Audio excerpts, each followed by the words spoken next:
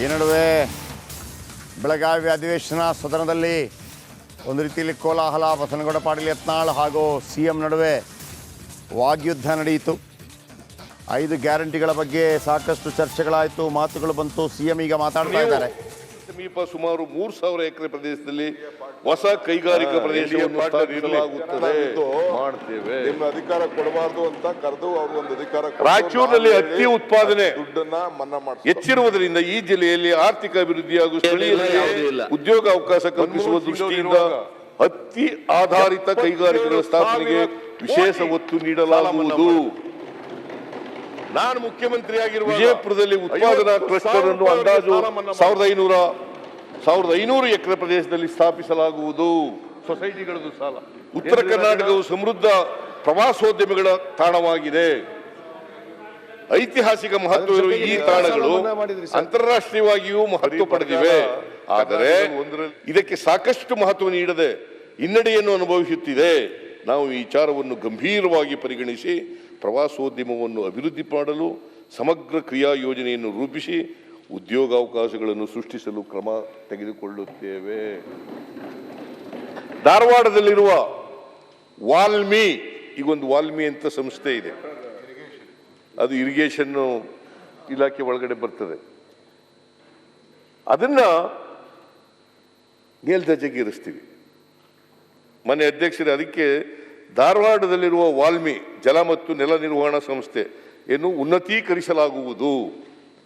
ಇದನ್ನು centre of excellence for water management ಎನ್ನಾಗಿ ಬದಲಾಯಿಸಿ ಇದರ ಮೂಲಕ ಜಲ ಶಿಕ್ಷಣ ನೀಡುವುದಕ್ಕೆ ಜಲ ನೀಡುವುದಷ್ಟೇ ಅಲ್ಲ, ಉತ್ತರ ಕರ್ನಾಟಕದ ಮಣ್ಣಿನ ಸವಳು ಜವಳು ಸಮಸ್ಯೆಯನ್ನು ನಿರ್ವಹಿಸಲಾಗುವುದು ಹಾಗೂ ರೈತರ ಆದಾಯ ಹೆಚ್ಚಳದ ಕಡೆಗೆ ಒತ್ತು ನೀಡಲಾಗುವುದು. ಐ ಹೋಪ್ ದಟ್ ನೀವು NDA ಪಾರ್ಟ್ನರ್ ಇರಲಿ. ನಾವಿದ್ದು ನಿಮ್ಮ ಅಧಿಕಾರ ಕೊಡಬಾರ್ದು ಅಂತ ಕರೆದು ಅವ್ರು ಒಂದು ಅಧಿಕಾರ ಕೊಟ್ಟು ನಾವ್ ಹೇಳಿ ಅಷ್ಟು ದುಡ್ಡನ್ನ ಮನ್ನಾ ಮಾಡಿಸ್ತಾವ. ಏನಿಲ್ಲ, ಯಾವುದೂ ಇಲ್ಲ. ಮನಮೋಹನ್ ಸಿಂಗ್ ಅವರು ಇರುವಾಗ 72,000 ಕೋಟಿ ಸಾಲ ಮನ್ನಾ ಮಾಡಿದೆ. ನಾನು ಮುಖ್ಯಮಂತ್ರಿ ಆಗಿರುವಾಗ 50,000 ರೂಪಾಯಿವರೆಗೆ ಸಾಲ ಮನ್ನಾ ಮಾಡಿದೆ. ಸೊಸೈಟಿಗಳದ್ದು ಸಾಲ ಏನ್ರಿ ರಾಜಣ್ಣ?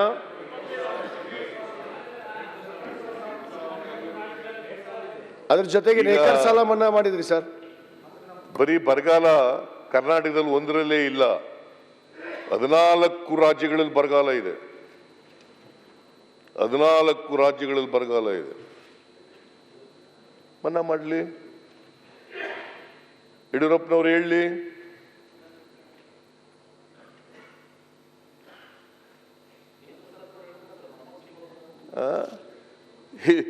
ಏನು ಮನ್ನಾ, ಯಾವತ್ತು ಮನ್ನಾ ಮಾಡಿದ್ದಾರೆ?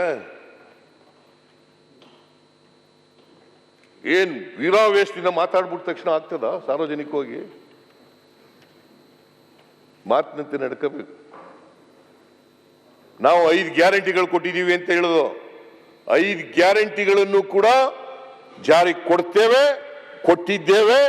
ಇನ್ನೊಂದೇ ಒಂದು ಗ್ಯಾರಂಟಿ ಜನವರಿನಲ್ಲಿ ಕೊಡ್ತೇವೆ.